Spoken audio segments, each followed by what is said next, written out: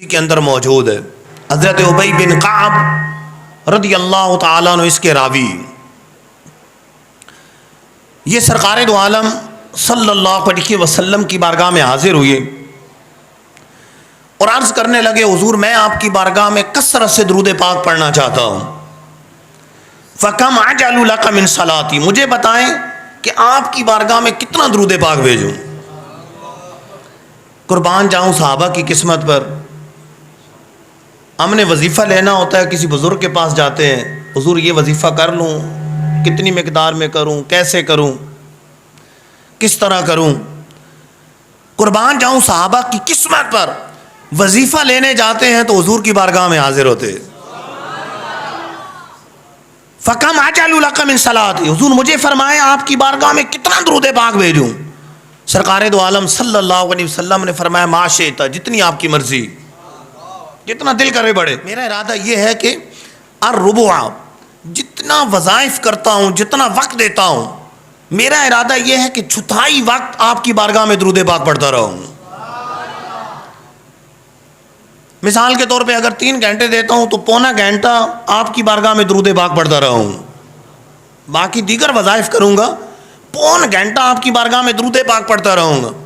سرکار دو عالم صلی اللہ علیہ وسلم نے فرمایا، مَا شِئْتَ، جتنی آپ کی مرضی ہے، فَإِنْ زِدْتَ فَهُوَ خَيْرٌ لَكَ، اگر اس سے زیادہ پڑھیں گے تو آپ کے لیے بہتری ہوگی۔ سرکار دو عالم صلی اللہ علیہ وسلم کا یہ ترغیبی انداز دیکھا تو عرض کرنے لگے، اب حضور میرا ارادہ یہ ہے کہ النصف علیہ وآلہ وسلم نے پھر یہی فرمایا، مَا شِئْتَ، جتنا آپ کی مرضی، فَإِنْ زِدْتَ فَهُوَ خَيْرٌ لَكَ، اگر زیادہ پڑھو گے تو آپ کے لیے بہتری ہوگی۔ سرکار دو عالم صلی اللہ علیہ وسلم کا یہ ترغیبی انداز دیکھا تو عرض کرنے لگے، حضور اب میرا ارادہ یہ ہے، اجعلوا صلاتی کلہا، سارا وقت آپ کی بارگاہ میں درود پاک پڑھتا رہوں۔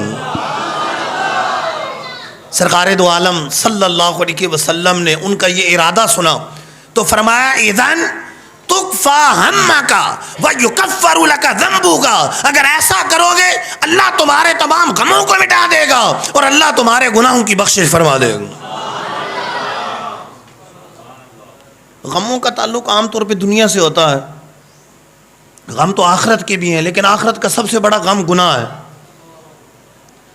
تو گویا کہ حضور فرما رہے ہیں کہ درود پاک کو وظیفہ بنا لوگے تو اللہ تعالیٰ تمہارے دنیا آخرت کے غموں کو مٹا دے گا، دین اور دنیا کے غموں کو مٹا دے گا، سارے غموں کو مٹا دے گا، ساری حاجتوں کو پورا کر دے گا۔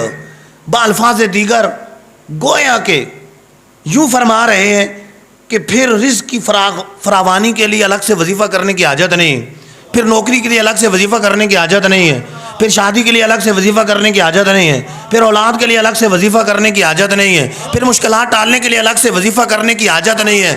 درود پاک کو وظیفہ بنا لو، اللہ تعالیٰ تمہارے تمام غموں کو مٹا دے گا، ساری برکتیں عطا فرما دے گا۔ کیوں نہ ہو، سرکار دو عالم صلی اللہ علیہ وسلم خود فرماتے ہیں، دلائل الخیرات شریف کی حدیث پاک ہے، فرمایا، من عثرت علیہ حاجۃ فلیکثر علیہ من الصلاۃ، کسی پر تنگی آئے، دکھ آئے، مصیبت آئے، اسے چاہیے کہ مجھ پر کثرت سے درود پاک پڑھے۔ فإنها تکشف الہموم والغموم والکروب، یہ کثرت سے درود پاک پڑھنا اس کے غموں کو، دکھوں کو، پریشانیوں کو دور کر دے گا۔ وتقضی الحوائج، اس کی حاجتوں کو پورا کر دے گا۔ وتکثر الارزاق، اس کے رزق میں برکت ڈال دے گا۔ مشکل جو سر پہ آ پڑی تیرے ہی نام سے ٹلی، مشکل کشا ہے تیرا نام، تجھ پہ درود اور سلام۔ مشکلوں نے جو تم کو گھیرا ہے تو درود پڑھو، گر حاضری کی تمنا ہے تو درود پڑھو۔